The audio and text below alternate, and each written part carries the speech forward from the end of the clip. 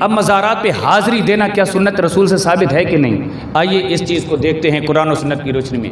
نبی پاک صلی اللہ تعالیٰ علیہ وآلہ وسلم نے مسلم شریف کے حدیث پاک ہے کہ جب غزوہ احد ہوا تھا تو غزوہ احد میں بے شمار مسلمان شہید ہوئے تھے، بالخصوص حضرت امیر حمزہ رضی اللہ تعالیٰ عنہ جو نبی پاک صلی اللہ تعالیٰ علیہ وسلم کے انتہائی دل پسند چچاؤں میں سے تھے۔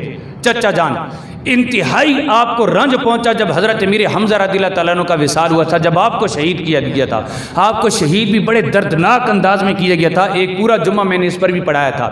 حضرت امیر حمزہ رضی اللہ تعالیٰ عنہ کو جب شہید کیا گیا تھا تو ان کی آنکھیں نکال دی گئی، ان کے کان کاٹ دیے گئے، ان کی ناک کاٹ دی گئی، ان کے ہونٹ کاٹ دیے گئے کینچی سے، ان کے بازو، ان کی انگلیاں، ان کے ہر عضو کو جسم سے الگ کر دیا گیا تھا۔ تو اس وجہ سے بھی ہمارے نبی صدمے سے دو چار ہوئے تھے، بڑا سخت قسم کی آپ کو تکلیف ہوئی تھی۔ اب یہ جو شہدائے احد ہیں، ان سارے جتنے بھی شہید ہوئے تھے ان کو قبروں کے اندر دفن کیا گیا، باقاعدہ مزار بنائے گئے تھے۔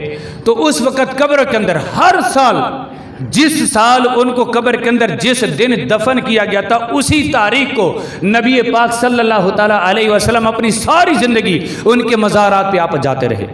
نبی پاک صلی اللہ علیہ وسلم غزوہ احد کے شہداء کی مزارات پہ حاضری ہر سال دیتے رہے۔ آپ کے وصال کے بعد صدیق اکبر نے بھی یہ معمول جاری رکھا، صدیق اکبر کے بعد عمر فاروق نے بھی یہ معمول جاری رکھا، عمر فاروق کے وصال کے بعد عثمان غنی نے یہ معمول جاری رکھا، حضرت مولا علی شیر خدا رضی اللہ تعالیٰ عنہ نے بھی اپنی ساری زندگی یہی معمول بنائے رکھا۔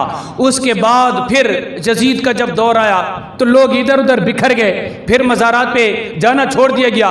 پھر جب حضرت عمر بن عبدالعزیز رضی اللہ تعالیٰ عنہ کا دور مبارک آیا، ابتداءً جب ان کے مطالعے میں یہ حدیثیں آئیں کہ غزوہ احد کے شہداء پر میرے نبی حاضری دیتے رہے، فاروق اعظم حضرت صدیق اکبر دیتے رہے، فاروق اعظم دیتے رہے، عثمان غنی، مولا علی دیتے رہے، تو اس کے بعد لوگ کیوں پیچھے ہو گئے؟ حضرت عمر بن عبدالعزیز رضی اللہ تعالیٰ عنہ نے بھی اس سنت کو دوبارہ جاری رکھا، آپ نے بھی جانا شروع کیا۔ ایک سال آپ کی غیر حاضری ہو گئی، آپ نہیں جا سکے۔ جب آپ نہیں گئے تو اس وقت سید الشہداء میرے اور آپ کے پیارے نبی صلی اللہ تعالیٰ علیہ وسلم کے وہی چچا جان جن کی آنکھیں، کان، ناک سب کچھ کاٹ کے بے دردی کے ساتھ شہید کیا گیا تھا، جو شہدائے احد میں سے ہیں، وہی حضرت امیر حمزہ حضرت عمر بن عبدالعزیز رضی اللہ تعالیٰ عنہ کے خواب میں تشریف لے آئے۔ اے عمر بن عبدالعزیز، کوئی ناراضگی ہو گئی؟ کیا بات ہے؟ تو نے اس سنت کو زندہ کیا، تو ہمارے مزارات پہ حاضری دیتا تھا، اس سال تو نے کیوں غیر حاضری کی؟